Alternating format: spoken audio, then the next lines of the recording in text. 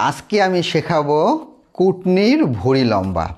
একজন কুটনির ভুঁড়ি যে কতটা লম্বা সেটি আমি আজকে তোমাদেরকে শেখাবো। অর্থাৎ আমি আজকে শেখাবো এসএসসি 2025 সালে যারা পরীক্ষা দেবে তাদের জন্য সাইন এবং কসের সূত্র মনে রাখার জন্য একটি সহজ টেকনিক। আমরা জানি যে সাইন সমান কি। এই সাইন সমান মনে রাখতে গেলে আমাদেরকে যে কথাটি মনে রাখতে হবে তা হচ্ছে সাগরে লবণ আছে।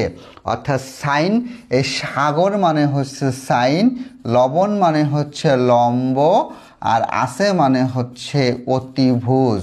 তার মানে আমরা পেয়ে গেলাম সাইন সমান হচ্ছে লম্ব বাই অতিভুজ। আমরা যদি এখানে একটি ত্রিভুজ দিয়ে চিন্তা করি তাহলে সাইন সমান হচ্ছে এটি লম্ব, এটি হচ্ছে অতিভুজ। 2 নম্বরে আমরা বলছি কবরে ভূত আছে। অর্থাৎ আমরা যখন কজের মান বের করব, এই কবরে মানে হচ্ছে কজ, আর ভূত মানে হচ্ছে আমি বললাম ভূমি বাই আছে হচ্ছে অতিভুজ।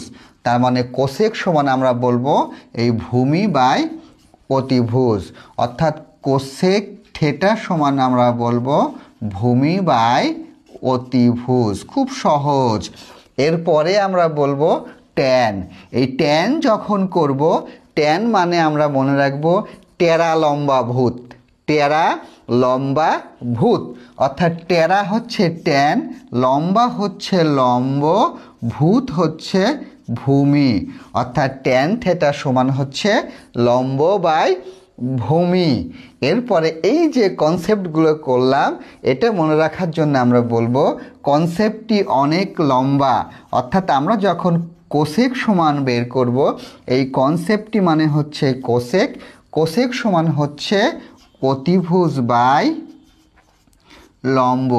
আমরা প্রত্যেকেই জানি যে কোসেক হচ্ছে সাইনের উল্টা। সাইন সমান কি ছিল? লম্ব বাই অতিভুজ। তাহলে কোসেক সমান কি হবে? অতিভুজ বাই লম্ব। সহজ সূত্র কি? কনসেপ্টটি অনেক লম্বা। তারপরেরটি হচ্ছে সেক খেয়ে অনেকে ভয় পায়। অর্থাৎ সেক সমান আমরা কি বলবো? সেক সমান আমরা বলবো হচ্ছে সেক মানে হচ্ছে সেক খেয়ে অনেকে ভয় পায়। সেক হচ্ছে কজের উল্টা। অর্থাৎ সেক খেয়ে হচ্ছে সেক, অনেকে হচ্ছে অতিভুজ, আর ভয় হচ্ছে ভূমি। অর্থাৎ সেক মানে হচ্ছে অতিভুজ বাই ভূমি। এবার আসি সেই অর্থাৎ কুটনি ভুঁড়ি লম্বা। তাহলে আমরা এখান থেকে বলবো কট মানে হচ্ছে ভূমি বাই লম্ব। এই কট হচ্ছে ট্যানের উল্টা।